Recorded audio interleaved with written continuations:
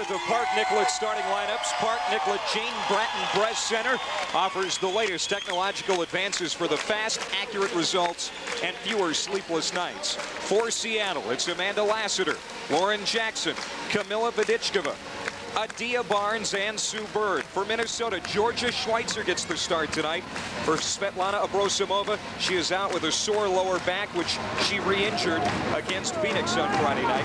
Williams, Van Gorp, Katie Smith, and Tamara Moore. Smith doesn't score, the team doesn't do well. Jackson, short, tapped out. Smith has it. Bounce pass to Williams.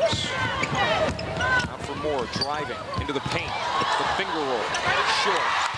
Gets her own rebound and scores. Well, that was a nice job of sticking with it for Tamara Moore. It's pretty physical in there right now, and like we said, Seattle has some big players, so Tamara Moore doing a nice job. Nice to see a basket there from Moore, who is shooting only 16% from the floor in her last 4 games. Jackson from way outside. It's off the mark. Pride has it taken away on the baseline, but gets it back. Moore. Knocked away. Finds the handle. Underneath to Williams. And scores. That's about the third pass that Tamara Moore has made where she's just threaded the needle. Each time I've kind of said to myself, oh no, don't do that. And each time the pass has gotten through. Really nice touch. Sue Bird swishes out.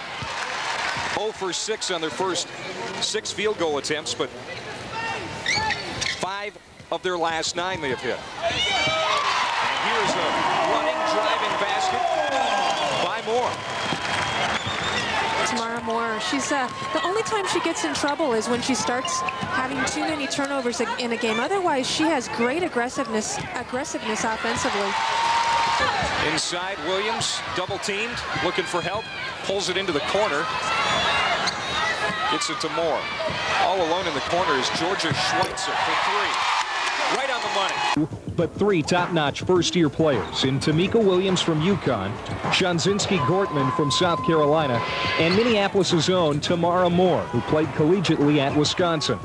The talent gap from high school to college athletics is not as great as the chasm from college to the professional ranks. So what surprises did the WNBA hold for these rookies in their first season?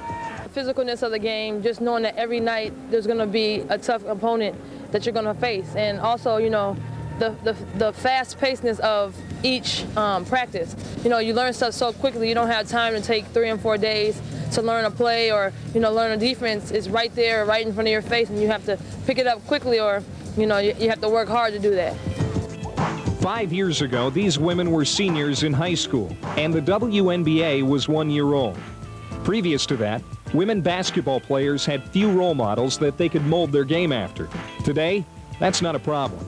I would say Tamika Catchings. I was saying her coming back, tearing the ACL. I think she's a great motivator for someone who's torn that ACL and doesn't realize that they can come back and be a great player all over again. I knew she was a great player, but Shamiqua bringing, you know, Washington to the, you know, to that elite level as how they've been playing. So for her to just step up and be able to take a team that, you know, in the past was a team that was supposed to be good, but never had that fire towards the end. I think for me, she's really been a surprise to where she's brought the team to that elite level. Life for a first-year player is full of performance expectations, a lot of travel, and other uncertainties.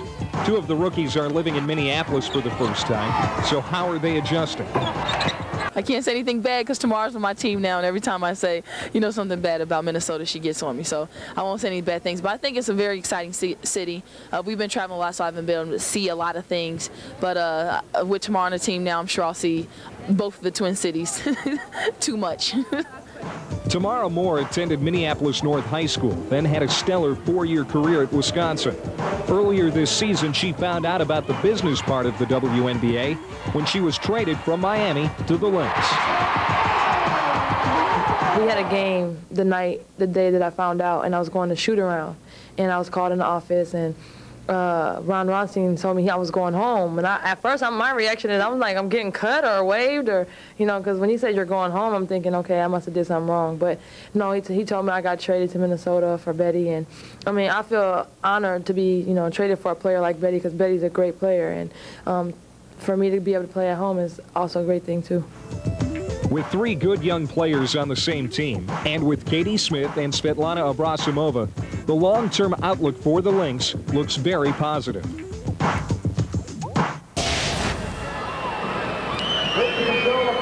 There you see the scoring averages for Gortman, Williams, and Moore. Williams among the league leaders in rebounding for WNBA rookies this season, and Tamara Moore now, after the trade, has become a full-time starter for the Minnesota Lynx.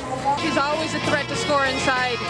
And for Minnesota, Katie Smith, guarded by Vodichkova. I mean, that's money. Here you see Van Gorp doing a nice job of sticking with her shot. And what was so effective for Minnesota was their guard play inside, taking it to the basket. And another one that was effective was Georgia Schweitzer. I mean, that's 2 of her 13 points, and she was just exceptional the first half. Schweitzer has a couple of 3-pointers tonight as well. She has 13, as Andy mentioned, and she's getting a spot start tonight because Abrasimova is out of the lineup with that sore back. Well, Georgia is so good at taking advantage of her opportunities, and it's just been wonderful tonight at the offensive end. But a nice balanced overall offensive game for Minnesota. A lot of players getting on the board. Standing plays, no? I see a couple of players I remember from college, and they're playing well, and it's exciting. What about you? Well, I just like the whole aspect of the women playing basketball. I think that's exciting, and it's great that they're letting the women play basketball and have their own league. So, very rare. She went 77 minutes without a turnover during a 3-game span in July, as Katie Smith knocks down a 3 to make it a 9-point lead again for Minnesota. She's got book smart, she's got court sense, and that's what makes a difference with her. Jackson has it ripped out of her hands by Tamara Moore. The Storm will keep it. She's sporting that new do out here. There's a few people with new do's out here. Janelle Burse has a new hairstyle. So does Lauren Jackson. She's got those playoff highlights in her hair. Moore pushes it up. High off the glass. Williams kicks it out for Smith. Another 3. Baseline pass for Williams. Back out for Moore. Moore penetrates. Williams alone underneath and scores. That was some great work between 2 rookies. It was. I was just going to say, and here's your old style of player. She may be a rookie, but she plays very old school. She's got that work ethic that was prevalent years ago. Minnesota shooting 49% from the floor tonight. There's Tamika Williams with another close shot, another basket in the paint. You know, we looked at those rookie standings early in the game where there were 6 rookies up there, 4 UConn players, Stacey Dale Schumann and Tamika Catchings. Well, number 7 was Tamara Moore. Bullet pass into the corner, gets it back from Harrower, and hits the 3. You know, she was not known necessarily for her 3-point shooting in college. I mean, she could knock an occasional 3 down, but she has been clutch. I mean, her 3-point shooting since she's been with the Lynx has been incredible.